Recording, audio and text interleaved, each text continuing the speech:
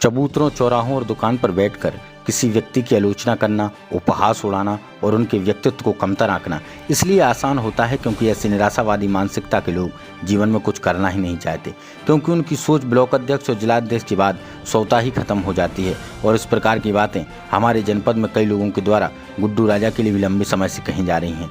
उनके एक समर्थक फेसबुक पर लिखते हैं, जब से उन्होंने कांग्रेस में लंबे समय के बाद वापसी की है तो इस प्रकार की नकारात्मक मानसिकता से ग्रसित लोग ना जाने क्यों अक्सर ऐसी बातें करके उनके कमतर आंकने में जुटे रहते हैं।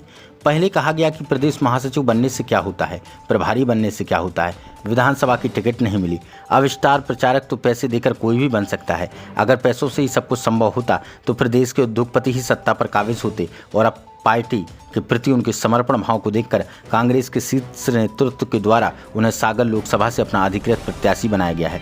उन्हें कांग्रेस के द्वारा इस प्रकार की वरीयता बड़े दाऊ की राजनीतिक विरासत के साथ ही खुद की लोकप्रियता के कारण मिल रही है। और अब फिर कहा जाने लगा टिकट मिलने से क्या होगा, जीतना तो भाजपा को ही है। उन्हें टिकट इसलिए मिली क्योंकि कोई टिकट मांग ही नहीं रहा था, जैसे कि इन आलोचना की दृष्टि में गुड्डू राजा को पार्षदी की टिकट मिली हो।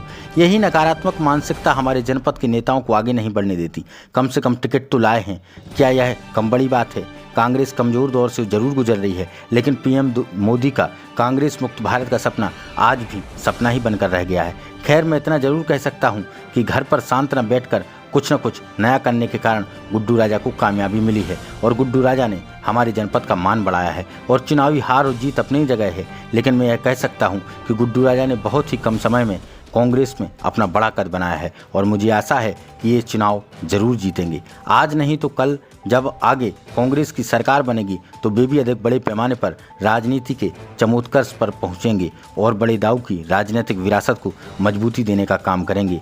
वह बात अलग है कि आज अपने क्षेत्रों के दिग्गजों की तरह गुड्डू राजा राजनीति के क्षितिज पर अपनी चमक बिखेरने में कामयाब नहीं हो पा रहे हैं। बावजूद इसके वे ओझल नहीं हुए हैं। वे अपनी राजनीतिक विरासत को संरक्षित करने के लिए जुटे रहते हैं। चुनाव दर चुनाव असफलता मिलने के बाद भी वे निराश और हताश नहीं होते। वे फिर खड़े हो जाते हैं। भले उनके आलोचक उन्हें चुकाकर मानकर उन्हें कमतर जरूर आंकते हैं, लेकिन वे हार कर और थक कर पीछे हटने वाले नेता नहीं हैं।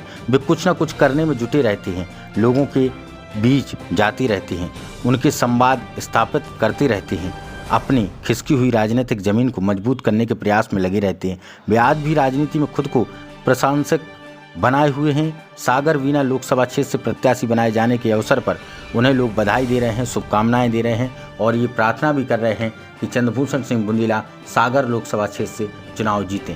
उनके करीबी, उनको मानने वाले, उनको पहचानने वाले लगातार फेसबुक और सोशल मीडिया पर इसी तरीके से एक्टिव रहते हैं और उनके बारे में लिखते हैं, जो आज हम लोगों ने सोचा आप लोगों को भी सुनाएं। बहुत बहुत धन्यवाद आप सभी का।